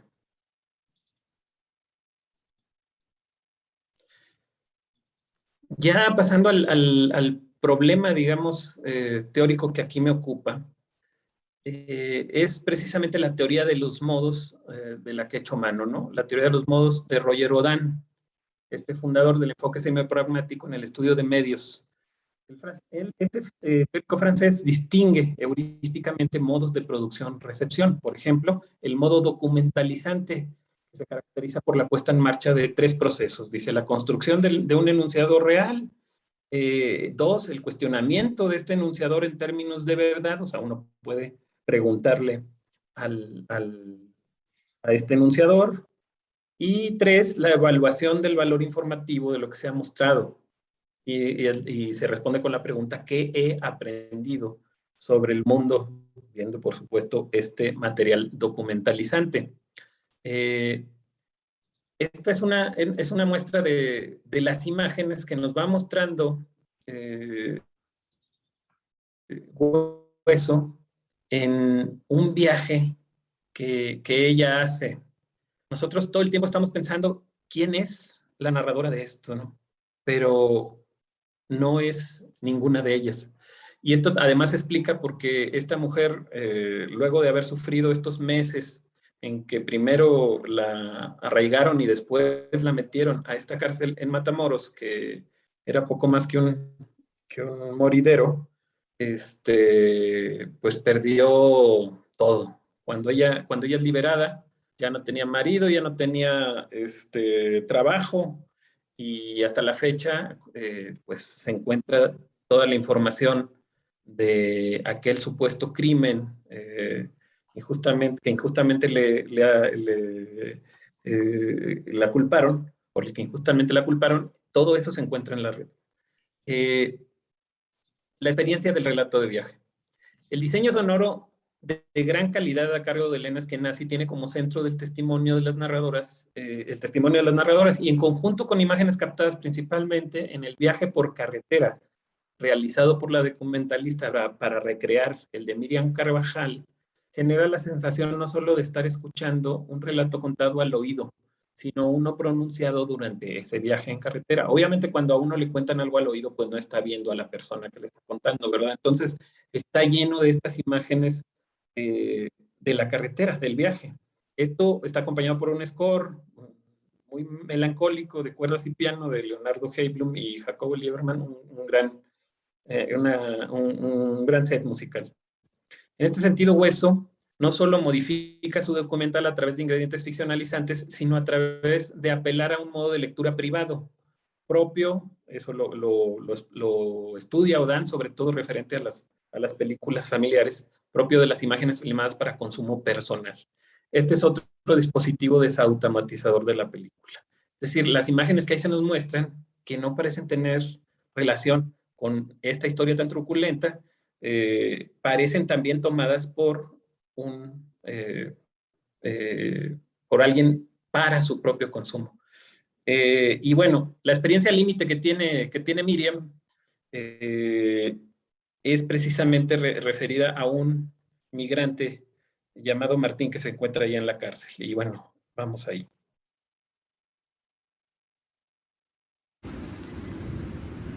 Solo vi que Martín se hincó. Había alguien ahí que tenía una tabla. Lo que ocurre para llegar a este momento es que ella es llamada a platicar con su abogado y se pierde en la cárcel. Y va a dar a un túnel extraño donde topa y conoce a este Martín, le pregunta su nombre, le dice que se llama Martín, se ve obviamente que es un migrante, y poco después ve a este hombre con una tabla que es efectivamente un verdugo.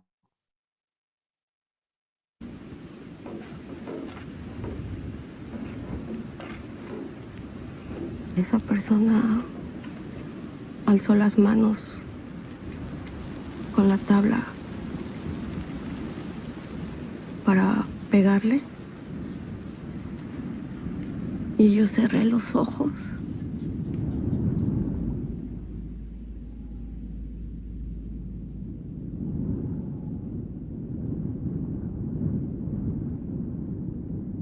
Cuando los abrí, Martín estaba muerto.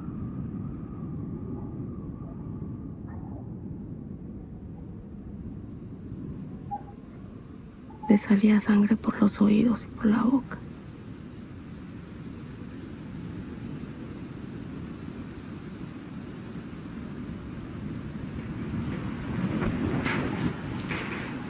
Ese hombre que estaba ahí con la tabla estaba completamente eufórico, dando vueltas de un lado a otro. Y hubo un momento en que nos miramos. Yo lo miré directamente a los ojos y no había nada en sus ojos.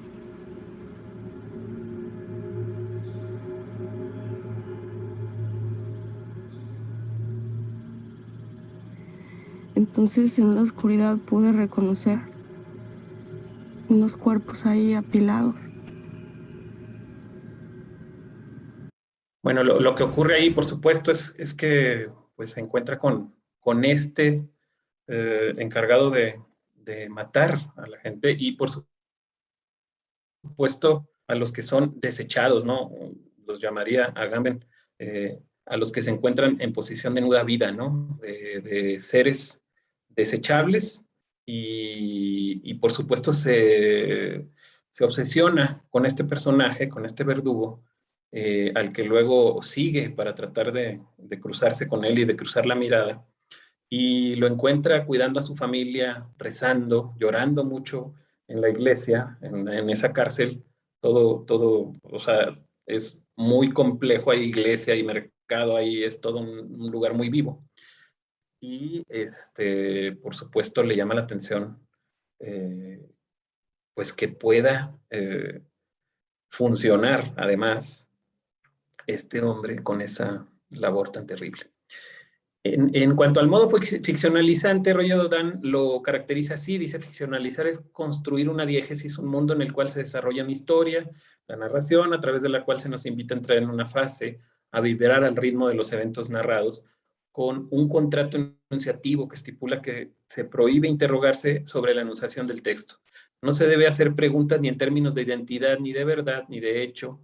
Esto es lo que llamo el proceso de ficcionalización de la enunciación, dice Odan. Ahí hay algunos procesos de ficcionalización muy, muy obvios. Por ejemplo, nunca se nos van a presentar imágenes de la cárcel, porque obviamente debe ser peligrosísimo entrar en una cárcel de autogobierno del narco. Pero lo que hace la directora es que nos muestra otras imágenes que sirven para evocar esos espacios. Por ejemplo, además de la estructura dramática ponderada por la autora, o sea, ella cambia el orden de las narraciones. Entre las estrategias ficcionalizantes de su obra, acción como alusión, sugerencia o insinuación a partir de las imágenes elegidas para acompañar los relatos de las protagonistas. El ejemplo es del uso de imágenes de un mercado en Veracruz para evocar la acción que no filma como un espacio vivo y dinámico. Además, hay una situación muy interesante y tiene que ver con uno de los retenes que filma la directora. La autora cuenta que un puesto de revisión de la Policía Federal se presenta como propio del combate al crimen. En realidad, ese lugar, ese retén, era de inspección sanitaria. Entonces los convence a los oficiales para actuar como fuerzas anticrimen. Y por supuesto, nosotros ahí en ese documental vemos pura verdad en ese momento, además, con una tensión tremenda y miedo y demás, ¿no? El género y los modos de producción y recepción de sentido. Con esto voy terminando. Estos modos, lo mismo que otros teorizados por Odan, ficcionalizante, espectacularizante, documentalizante, discursivo, artístico, estético, privado, interiorizante y energético, son independientes del género en el que se encasille el filme producido y consumido. En el caso del género documental, a partir de Nanook of the North, de Flaherty del 22, se ha experimentado con la reconstrucción ficticia para apoyar las funciones del registro del documental. Recordarán que este famoso documental es un documental fingido, ¿no? Flaherty convence a los esquimales modernos de hacer como que viven en una manera tradicional y no contaminada por la modernidad.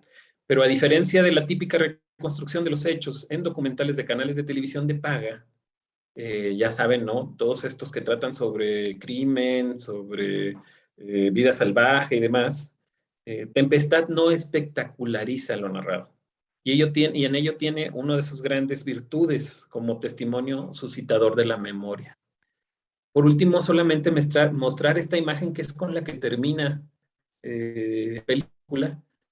Es una imagen que ella concibió en su cabeza, y es la imagen de Miriam. Miriam es una mujer a la que de chica le amputaron una pierna, en un estanque ahí, me imagino que es un cenote de ahí de la península de Yucatán, y con esta luz va acercándose un poco la cámara a esta imagen y así cierra. Y fue una imagen muy difícil de conseguir, pero la quería para el final de la película, por supuesto, para comunicar pues esa luz que a fin de cuentas, puede tener en su vida la protagonista.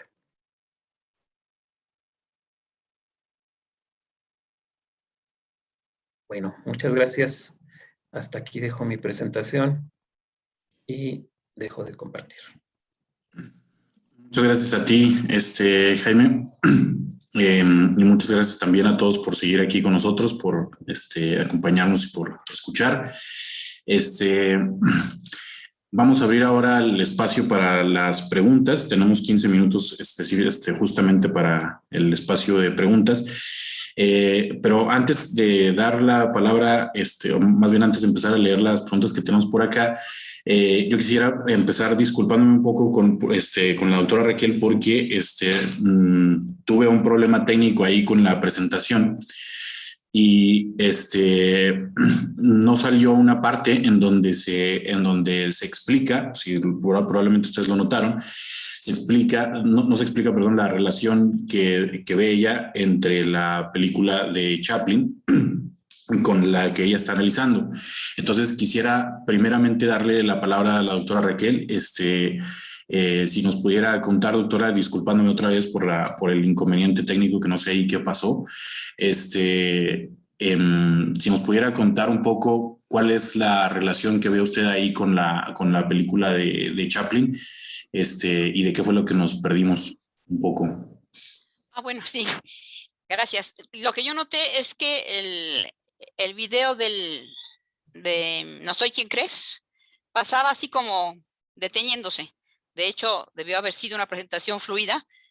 Y la idea era mostrar precisamente que en la novela se puede percibir ese guiño a la película de Chaplin, porque al parecer en la novelística de Camille Laurent, la autora del No soy quien crees novela, hay muchas alusiones a películas mudas. Es un aspecto que no he estudiado, pero que me parece interesantísimo de explorar. Lo que hizo el Safy Nebbou cuando realiza la transposición de esta novela es que capta perfectamente ese guiño y entonces lo traslada a las imágenes cinematográficas. Y entonces, solamente cuando estamos en posesión de esa clave, podemos ver que a Claire, cuando está enfrente de su joven amante, Chris, recordemos que Chris es un amante virtual, nunca se han encontrado, y Claire lo engañó, por así decirlo, poniendo una foto de una mujer joven, que después resulta que es su sobrina, y Chris realmente esperaba encontrar a una mujer joven, la de la foto que siempre había manejado. Entonces, cuando ve a Claire, efectivamente, si ustedes ven en el video, inclusive se pudo apreciar, aunque estaba medio detenido, cómo él está enfrente y él no la ve. No la ve porque no espera encontrarse una mujer de 50 años. Y en La Quimera del Oro pasa lo mismo. La mirada de la bella Georgia, ¿no? Parece estar dirigida directamente a Charlot, pero Charlot se entusiasma, reacciona para encontrarla y resulta que ella está viendo a otro hombre que está detrás de Charlot, ¿no? Entonces, hay que ver muchas veces esos fragmentos para captar ese guiño entre la novela, la transposición y La Quimera del Oro. Eso era. Gracias, Miguel. No, gracias a usted, doctora.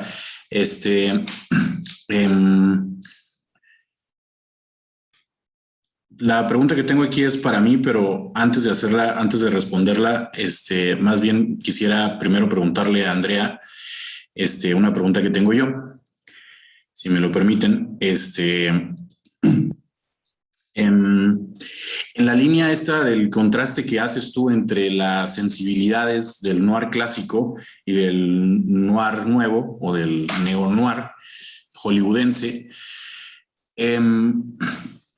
me quedé yo un poco pensando cuál sería la transformación en ese contraste, cuál sería la transformación más significativa que ves tú del arquetipo de la femme fatale en en su paso al nuevo Hollywood. Gracias, Miguel, por la pregunta muy interesante. Y sí, el discurso sería amplísimo. Decimos que ya el mito de la femme fatale como absoluto se rompe ya al interior del noir clásico, porque hay películas donde la femme no es tan fatal, o incluso, en cierto momento, una nueva armonía entre el antihéroe y la femme fatale permiten el rescate de uno de los dos, o incluso de los dos juntos, como en el ejemplo que dije de Humphrey Bogart y Laurent Bacall, ¿no? que se rescatan uno con el otro. Él sobrevive y se compromete de rescatar a ella. En el noir postclásico, o sea, las películas que obedecen mucho a los clichés, inmediatamente después, un clásico ejemplo es el que dije de 74, Chinatown de Roman Polanski.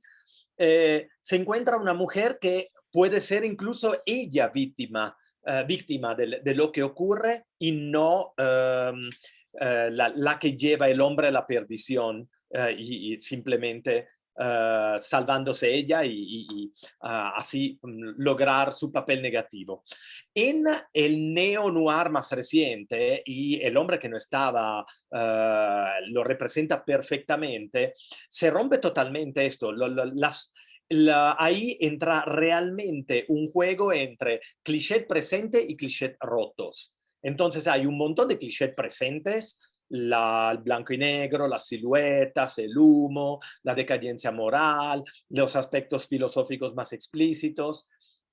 Y casi siempre el papel de la mujer no es más una femme fatale clásica, sino puede ser, por ejemplo, no quiero spoilear la película, El hombre que no estaba, pero ahí realmente cuando la vean dicen, no, aquí la mujer no es ni la fuente de perdición, ni la que se salva condenando a él, en ninguno de los dos aspectos, y lo observarán por su cuenta en qué sentido. Entonces, sí, el cliché de la femme fatale es probablemente el primero en caer en el noir postclásico y en el neo-noir y todas sus evoluciones. Esto debido al hecho de que, sí, podemos decirlo explícitamente, en el noir clásico el papel de la mujer era absolutamente en un enfoque machista. Así como en el western clásico los pelirrojas y nativos americanos eran los malos sin entender sus razones de invadidos y expropiados de su tierra. No, sí, probablemente es el primer estereotipo que cae en el postclásico y en el neo-noir, seguramente. Muy bien, muy bien. Muchas gracias. ¿Quieres que te lea yo la pregunta para ti, para que suene menos autorreferencial? Erendira te pregunta, ¿a qué podría responder la expansión del prólogo literario en el filme The Exorcist? ¿Hay alguna finalidad narrativa o retórica? Ya, voy a tratar de responder muy rápidamente porque ya tenemos el tiempo muy cortito. Yo veo básicamente una intención de contraste con la otra intención de transposición que se realiza en la historia de Reagan. Es decir, por un lado tenemos esa historia de Reagan que convierte una presentación metafórica y mistificante de la novela en una historia más bien profundamente realista, en la que opera este modo documentalizante del que nos hablaba Jaime hace un momento, ¿no? En esa operación transpositiva opera este modo documentalizante, y porque la idea ahí es llevar de la mano al espectador y mostrarle que el demonio no es ninguna fantasía, sino que puede ser algo muy real, ¿no?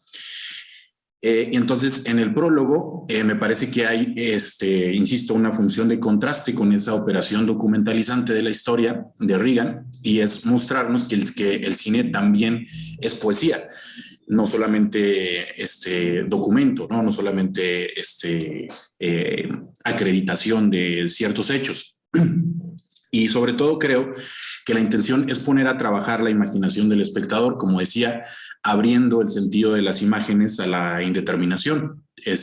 Como decía también, el sentido de la expansión no es explicarnos nada, no es hacernos entender más explícitamente o más directamente o más precisamente los elementos conceptuales de la trama, sino más bien poner a jugar la imaginación del espectador con el poder sugestivo y evocativo de las imágenes, ¿no? Muy bien. Hay otra pregunta aquí para Andrea, que dice, te pido por favor, Andrea, que seas lo más breve posible para poder hacerle la pregunta a Jaime que hay que hacerle también, que tengo yo por aquí si nadie tiene más preguntas. Dice Gisela Cázares, el arquetipo de la femme fatal no ha evolucionado, ya no existe en la actualidad, ya se cayó. Sí, a nivel de síntesis extrema podríamos decir, se ha vuelto un cliché que es normal romper, evadir, entrar en contraste, omitir totalmente. Siempre hay una mujer alrededor de una trama de un noir, incluso de un post-noir. Es impensable un noir sin una figura de seducción femenina. Ese es un cliché casi omnipresente. Sin embargo, sí ha evolucionado en muchos sentidos. Vamos a ver el particularísimo papel de Uma Thurman en Pulp Fiction, que tiene rasgos de neo-noir, y ahí ya vemos cuánto cae ella en la perdición, o lleva a él, o los dos van al mismo tiempo, pero ya parten de un nivel de criminalidad. Entonces sí, se vuelve muy alternativo, multifacético, o sea, va por caminos diferentes del cliché clásico del noir. Gracias. Gracias a ti. Muy bien. Jaime, yo te quisiera preguntar si, a ver si tenemos tiempo para que respondas adecuadamente. Si tienes noticia de la película de Noche de Fuego de Tatiana Hueso, si pudieras hacer una comparación entre las operaciones ficcionalizantes o la manera en la que Tatiana Hueso hace su documental, un ejercicio ficcional, digamos, o ficcionalizante, si opera más o menos la misma, la misma como inversión, el mismo juego con los dos procedimientos, en Noche de Fuego, es decir, qué tan documentalizada está esta película de ficción de Tatiana Hueso, que tengo entendido que está nominada a los Óscares también, ¿no? Sí, bueno, está como representante de México en el Oscar. Pues es muy fácil responderte porque no la he visto, entonces no sé, no sé cómo la trabajó. Sé que trata sobre unas niñas que fingen ser niños por el problema de la violencia. Es como la premisa. Pero no tengo idea cómo lo enfrentó. Ella se formó en el CCC. El CCC está muy enfocado, de la UNAM, está muy enfocado a la ficción. Y digamos que le faltó como esa otra formación documental y se fue a hacer la maestría en documental en la Pompeu Fabra en Barcelona. Entonces está como volviendo a la que fue su formación inicial con esta película, que, bueno, viene bastante recomendada por algunos. Yo creo que sí es una directora para nuestra época, ¿no? La Tatiana Hueso, esta mexicana salvadoreña. Pero sí, no tengo idea. Lástima. Me interesaba mucho esa. Bueno, ya la veremos y ya platicaremos, ¿no? Claro. Muy bien. Muchas gracias, Jaime. Pues no nos quedan más que 2 minutos. No sé si alguien quiere tomar la palabra, hacer alguna intervención adicional.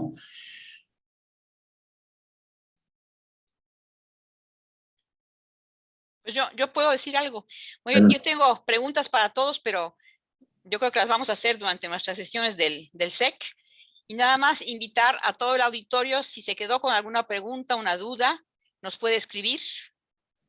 Y a nuestros compañeros del SEC, que son numerosos, y me da muchísimo gusto también seguir la discusión durante nuestra próxima sesión en el SEC. Y gracias a todos y a los organizadores también, como ya expresó Jaime, gracias por esta oportunidad. Gracias. Muchas gracias, doctora. Muchas gracias. Aquí les puse yo mi correo para los que se quieran comunicar conmigo. Así como dice la doctora, estamos a sus órdenes. Mis compañeros ya han compartido también sus datos. Si te les pasó por ahí el dato, también me lo pueden preguntar a mí. Con mucho gusto se se los compartimos y yo también me sumo a los agradecimientos a los organizadores del Congreso, a ustedes participantes que nos tuvieron la paciencia de estar con nosotros hasta el final. Muchísimas gracias por todo y pues seguimos en comunicación. Muchas gracias. Un gusto. Hasta luego todos, gracias. A ustedes muchas gracias por las ponencias. Muchas gracias a ustedes. Saludos. Doctor Lauro. Saludos, doctor Lauro. Saludos.